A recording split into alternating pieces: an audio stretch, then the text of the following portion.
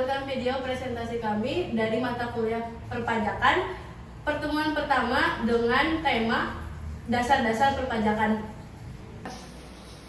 Pajak merupakan kontribusi wajib dari orang atau badan terhadap negara yang sifatnya memaksa sesuai dengan undang-undang tanpa adanya imbalan secara langsung.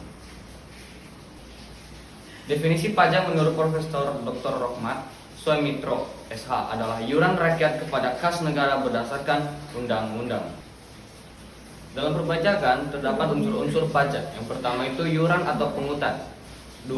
Pajak dipungut berdasarkan undang-undang. 3. Pajak dapat dipaksakan. 4. Tidak menerima kontraprestasi. 5. Untuk membiayai pengeluaran umum pemerintah. Selanjutnya, materi ini akan dijelaskan oleh teman kami. Atau pungutan. Yang pertama, jika arah datangnya pajak dari wajib pajak, maka pajak disebut iuran. Yang kedua, jika arah datangnya kegiatan untuk mewujudkan pajak tersebut berasal dari pemerintah, maka pajak disebut sebagai pungutan. Pajak dipungut berdasarkan undang-undang.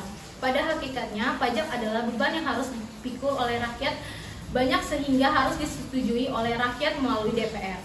Pasal 23 Undang-Undang Dasar 45, segala pajak untuk keperluan negara berdasarkan undang-undang. Pajak dapat dipaksakan. Fiskus mendapat wewenang dari undang-undang untuk memaksa WP supaya mematuhi dan melaksanakan kewajiban perpajakannya. Tidak menerima atau memperoleh kontraprestasi. Ciri khas utama pajak adalah wajib pajak atau WP. Yang membayar pajak tidak menerima atau memperoleh jasa, timbal atau kontraprestasi dari pemerintah. Untuk membiayai pengeluaran umum pemerintah, pajak digunakan oleh pemerintah sebagai sumber utama pendapatan negara untuk membiayai berbagai pengeluaran umum seperti pembangunan infrastruktur, pelayanan publik, pendidikan, kesehatan, dan berbagai program sosial lainnya yang bertujuan untuk meningkatkan kesejahteraan masyarakat. Pajak, retribusi, dan sumbangan. Pajak, manfaat tidak langsung bagi pembayar, penerima manfaat tidak diketahui, diperuntukkan bagi kepentingan umum dan dipaksakan oleh hukum. Retribusi, manfaat langsung bagi pembayar, penerima diketahui, diperuntukkan bagi kepentingan umum dan dipaksakan oleh hukum. Sumbangan, manfaat langsung bagi penerima, penerima diketahui, diperuntukkan bagi kepentingan penerima dan bersifat sukarela. Fungsi pajak. Fungsi pajak berarti kegunaan pokok, manfaat pokok dari pajak itu sendiri.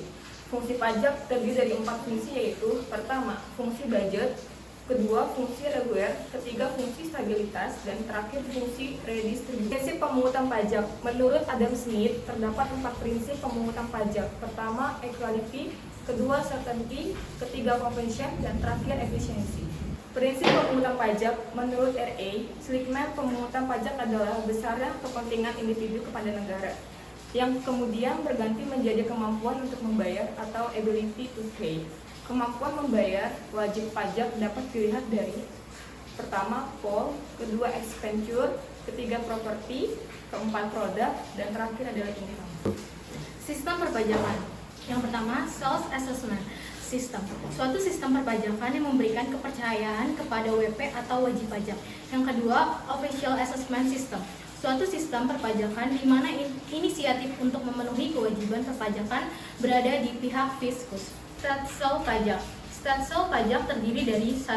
Stelsel real atau nyata, contoh PPh pasal 25. Yang kedua, stelsel anggapan atau Fischer stelsel, yaitu contoh PPh 21 dan PPh 23. Yang ketiga, stelsel campuran, yaitu PPh pasal 29. Hambatan pemungutan pajak. 1. Hambatan atau perlawanan pasif disebabkan oleh 3 faktor. Yang pertama, struktur ekonomi. Yang kedua, perkembangan moral dan intelektual penduduk. Yang ketiga, teknik pemungutan dan pajak itu sendiri. Yang kedua, hambatan atau perlawanan aktif terhadap pajak ada 2 cara, yaitu penghindaran pajak. Yang kedua, pengelakan pajak. Pajak menurut pembebaran. Yang pertama, pajak langsung, yaitu pajak yang harus dipikul atau ditanggung sendiri oleh wajib pajak dan tidak dapat dibebankan kepada orang lain atau pihak lain.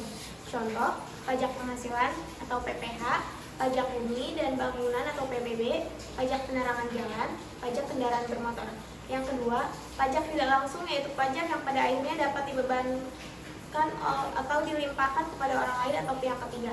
Contoh, pajak penjualan, pajak pertambahan nilai atau PPN, pajak penjualan atas barang mewah atau PPNBM, bea materai, bea cukai, dan bea balik kendaraan bermotor. Menurut sifatnya, pajak subjektif adalah pajak yang pada waktu pengenaannya yang pertama-tama kali dilihat adalah subjeknya. Setelah ditemukan subjeknya, baru dicari objeknya. Contoh pajak penghasilan.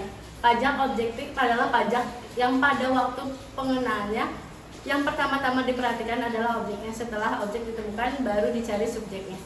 Contoh PPN, PPN, BM, PBB, pajak kendaraan bermotor, bea materai, bea masuk. Sekian dari kelompok kami, semoga